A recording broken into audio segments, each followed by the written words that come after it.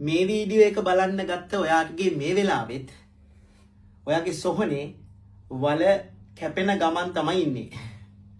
මේක මේ බය කරන්න අතිශෝක්තියට කියන කාරණාවක් නෙමෙයි.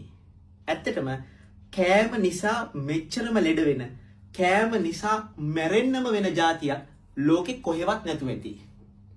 මට බඩ පිරෙන්න කන්නේ නැතුව නිින්ද යන්නේ, දවල්ට බත් කෑවේ නැත්නම් ඇඟට පණ නැහැ, මොනවා නැතත් කාලා ඉන්න ඕනේ, මැරෙන එක කවදා හරි අපි මැරෙයි. ඔන්න ඔය වගේ මෝඩ කතා කියන තරමටම අපි heart attack හැදෙන එක අපිට නතර කරන්න බෑ. මොලේ ලේ කැටි හිර වෙලා එහෙම නැත්නම් ඒවා පුපුරලා පැත්තක් පර නැති වෙලා ජීවිත කාලෙම කකුල අත ඇදගෙන යන වෙන අංශභාග තත්ත්වය කියන එක අපිට නවත්තන්න බෑ. සීනි හැදිලා එහෙම නැත්නම් කොලෙස්ටරෝල් බැඳිලා මේ කකුල් කැපෙන්න වෙලා කිහිලි කරු වලින් එහෙම නැත්නම් රෝද පුටු වලින් යන එක අපිට නතර කරන්න බෑ. ඒක නිසා කරුණා කරලා මේක හොඳට අහගන්න. අපේ ලංකාවේ ඇත්තටම කිව්වොත් මේ නිරෝගී කියලා පරපුරක් දැන් හොයාගන්න හරි අමාරුයි. අපි දැන් සෞඛ්‍ය කියලා කතා කරන්නේ කෙනෙක් සෞඛ්‍ය සම්පන්නයි කියලා කතා කරන්නේ එයාගේ ශරීරයේ ජීවත් වෙන්න ඕනේ කරන එයාගේ ප්‍රශස්ත මට්ටමට එයාගේ ඉන්ද්‍රිය පද්ධති ක්‍රියාත්මක වෙනවාද කියලා බලලා තමයි අපි කියන්නේ කෙනෙක් සෞඛ්‍ය සම්පන්න නැද්ද කියලා. ඒ නිසා හොඳට මතක තියාගන්න ඔබ මේ වෙනකොට මොකක් හරි නිදන්ගත රෝගයක් තියෙනවා වෙන්න පුළුවන්.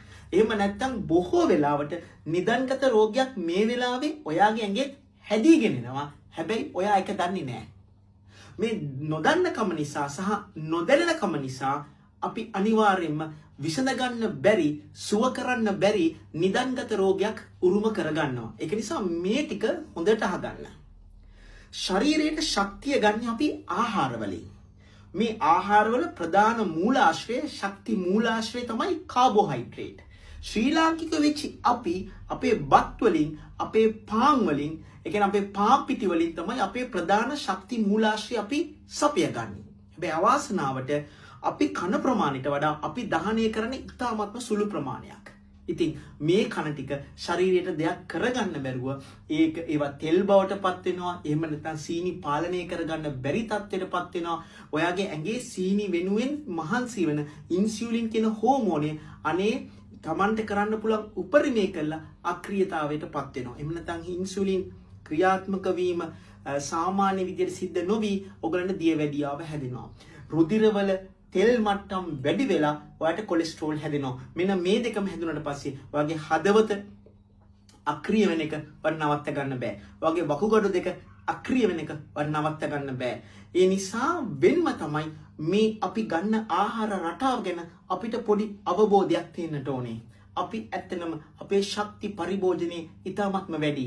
අපේ මේ ශක්ති දහනය ඉතාමත්ම අඩුයි. ඒ නිසා වෙන්ම තමයි අපි කියන්නේ පළවෙනිම දේ ආහාර ලබා ගන්න ප්‍රමාණයට හරියන්න දහනය කරන්න. ඒක දහනය කරන්නේ නැත්නම් ඔබ ගන්න ආහාර ප්‍රදානවල ශක්ති ප්‍රභවය අඩු කරගන්න. තේරෙන භාෂාවෙන් කිව්වොත් කන බත් ප්‍රමාණය අඩු කරගන්න. ඔයගොල්ලෝ දන්නවද සාමාන්‍යයෙන් අපි කනකොට පාන් භාගයක් වගේ කන්න පුළුවන්. මොකද පාන් ලේසියෙන් කන්න පුළුවන් දේ, ලේසියෙන් ගන්න පුළුවන් දේ. මොනවා හරි පරිප්පු ටිකක් සම්බෝල ටිකක් තිබ්බනම් අපි පාන් කනවා. ඒ උනත් පාන් භාගයක තියෙනවා බත් පිඟන් 2-3ක තියෙන ශක්තිය. ඒ කියන්නේ කැලරි වලින් තමයි මේව මනින්නේ. ඉතින් පාන් ටික කාලා නිදා ගන්නවා අවාසනාවන්ත අසරණයා අන්තිමේදී මුළු රෑ පුරාම සීනි මට්ටම වැඩි, මුළු රෑ පුරාම යාගේ නහර ටික නරක් වෙනවා. නහර ඇතුලේ ඔය ආතෙරොස්ක්ලෙරෝටික් කියලා ඔය අපි කියන්නේ කොලෙස්ටරෝල් බිඳිති හැදෙනවා. දවසක ප්‍රෙෂර් එක වැඩි වෙලා ඒ බිඳිති කැඩිලා යනවා. මේවා හැදෙන්නෙම හදවතේ සහ මොළේ වැඩිපුරම. එහෙම වෙලා අපිට අවාසනාවන්ත ජීවිත උරුම වෙනවා. ඒ නිසා පිඟානට බත් බෙදා ගන්නකොට මුලින්ම මාළු පිණි ටික බෙදලා ඉවර වෙලා ඉතුරු වන ඉඩට බත් බෙදා ගන්න. අපි කන බුෆේ එකේ පැත්ත මාරු කරන්න ඕනේ. අපි බෙදන බත් එකේ කෑම බෙදන පිළිවෙල වෙනස් කරන්න ඕනේ. මතක තියාගන්න. ඔබ කඩවල් වලින් ගන්නකොට තේරෙන ඉතින් බත් එකේ තනිකරම හාල් බත් තියෙන්නේ. මාළු පිණි පොඩ්ඩයි තියෙන්නේ. ඒ නිසා පුළුවන් නම් භාගයක් මයින් කරන්න. අපරාධි කියලා හිතන්න එපා. අපරාධි කියලා හිතලා කෑම අපරාධි විසික් කරන්න කියලා කන්න එපා. වගේ ජීවිතේ අපරාධි. ඒ නිසා මේ ශක්ති ජනක ආහාර හොඳට මතක තියාගන්න. ඒ නිසා තමයි අපි කියන හොඳ කාබෝහයිඩ්‍රේට් අපි කතා කරනවා. ඒ තමයි ඔය රතු නාඩු. තම්බපු නාඩු මේ හොඳ කාබෝහයිඩ්‍රේට්. තේරුණා නේද? ඒ වගේම තමයි ඉස්සර කතා කරන දේශීය හාල්. මේ වලින් අර ග්ලයිසෙමික් ඉන්ඩෙක්ස් හරිම අඩුයි. මේවා තමයි ඉස්සර අපි හාල් විදිහට කෑවේ. මේවා තමයි අපි බත් විදිහට කෑවේ. මේවා කාලා අපි ගෙවල් අතු ගෑවා. අපි අර වී කෙටුවනේ. අපි ගෙවල් වල ගොඩක් මහන්සි වුණා. මිදුල් තිබ්බ අපිට අතු ගන්න. අපි කය වෙහෙසලා වැඩ කරා. අපි ගොඩක් පහින් ඇවිද්දා. දැන් මේ කිසිම දෙයක් වෙන්නේ නැහැ. දැන් අපි කාලා පුටුවක් උඩ වාඩි වෙලා ඉන්නවා. දැන් අපි කාලා ඇඳක් උඩ හාන්සිලා ඉන්නවා. ඉතින් මේ ශක්තිය ශාරීරික අභ්‍යන්තරය විනාශ කරලා දානවා. ඒ නිසා හොඳට මතක තියාගන්න. හොඳට මතක තියාගන්න.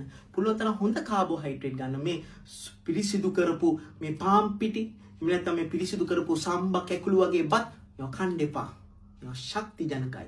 පාම් පිටි වලින් හදපු කෑම කන්න එපා. දරුවන්ට අපි දැකලා තියෙන ඉස්කෝලවල ළඟ මේ හදලා තියෙනවා. මේ නිකන් බේකරි හැම ඉස්කෝලයක් ළඟම බේකරියක් තියෙනවා.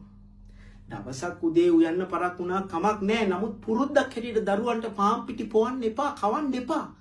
මේ කෑම කවන්න එපා. ඊට වඩා හොඳ ළමයිට වස දෙනවා. මොකද වස දුන්නොත් මැරෙන්නේ එක සැරේ. මේවෙන් ටික දුක් විඳලා මැරෙන්නේ. ඒ නිසා පිෂ්ඨය පරිභෝජනය කරන එක ගැන හොඳට සිහි තබා ගන්න. දෙවෙනි කාරණාව. දෙවෙනි කාරණා තමයි අපිට එන අහිතකර unsaturated lipids. ඔයගොල්ලෝ දන්න මේ ෆාම් ඔයිල් ආශ්‍රිත නිෂ්පාදන.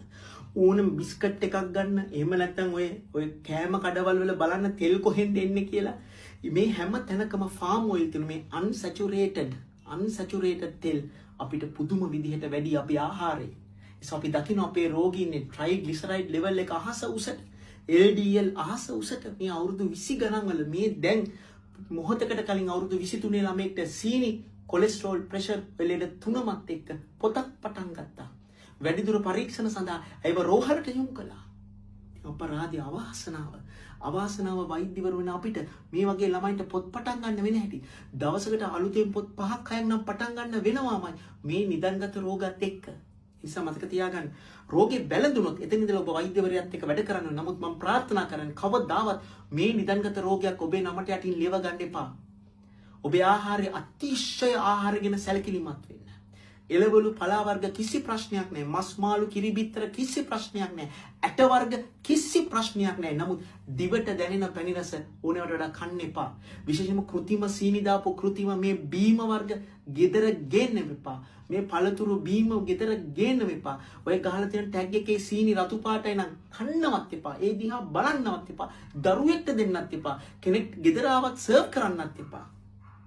තේකට සමහරු සීනි ගොඩාක් දානවා. සමහර තේ නිකන් සරුවත් වගේ. එහෙම කරන්න එපා.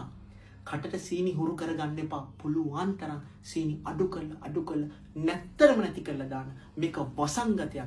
5 දිනෙකට එක්කෙනෙක්ට ලංකාවේ සීනි හැදුනොත් කී දෙනෙක්ගේ කකුල් කැපෙයිද? කී දෙනෙක්ගේ ඇස් අන්ධ වෙයිද? ඊළඟ එක ව්‍යායාම. පුළුවන් නම් බලන්න දවසකට පැය භාගයක් හොයාගන්න. මේ ජිම් යන්න ඇඟ හදාගන්න නෙමේ. පණ බේර ගන්න ඇවිදින්න. ශරීරයේ දහනය කරගන්න පුළුවන් තරම් බලන්න. Tamanගේ කය වෙහෙසන වැඩක් කරන්න. මේ ටික හැම ශ්‍රී ලාංකිකයෙක්ම දැනගන්නට ඕනේ. මැදි වයසේ විශේෂයෙන්ම හැම ශ්‍රී ලාංකිකයෙක්ම දැනගන්න ඕනේ. ඔබට නිදන්ගත රෝගයක් තියෙනවා නම් අපි කලින් කරන වීඩියෝස් බලන්න. මේ කතා කරන නිරෝගී ඔබට මේ පණිවිඩ ජනගත කරන්න උත්සාහ කරන්න. මේ ඔබේ යහපතට ඔබ වෙනුවෙන් කරන මේ පණිවිඩ වෙන කිසිම පටු අරමුණක් නැතුව කරන පණිවිඩ ජනගත කරන්න. මිනිස්සුන්ට කෑම ගැන ඔළුවෙන් කල්පනා කරන්න පුරුදු කරන්න. හරිම ලේසි. පිෂ්ඨය පුළුවන් තරම් අඩු කරන්න. පැණි රස පුළුවන් තරම් අඩු කරන්න. නොකාම ඉන්න. ව්‍යායාම අනිවාර්යයෙන්ම කරන්න. ඔබට අවශ්‍ය කරන ලේ පරීක්ෂණ ටික ඔබේ පවුලේ වෛද්‍යවරයාලව සිදු කරගන්න. ශරීරයේ තියෙන පැරාමීටර්ස් ටික ඔප්ටිමම් ලෙවල් එකේ තියෙනවද කියලා බලන්න. HbA1c එක කරගන්න. කොලෙස්ටරෝල් එක කරගන්න. ප්‍රෙෂර් එක බලාගන්න. මේවා ඔප්ටිමම් නම් ඔබ ඔබේ නිරෝගීකම ගැන සතුටු වෙන්න. තවත් කෙනෙක් නිරෝගීව තියන්න මේ වීඩියෝ එක අපිට බෙදලා ජනගත කරලා උත්සාහ කරන්න. අපිට උදව් කරන්න. මේ ශ්‍රී ලාංකික අහිංසක මිනිස්සුන්ව සැපෙන් සතුටින් සුවෙන් තියන්න ප්‍රාර්ථනා කරනවා. ඔබට එහෙම ලැබේවා කියලා. හමු වෙමු නැවතත් මේ වගේම වීඩියෝ එකකින්.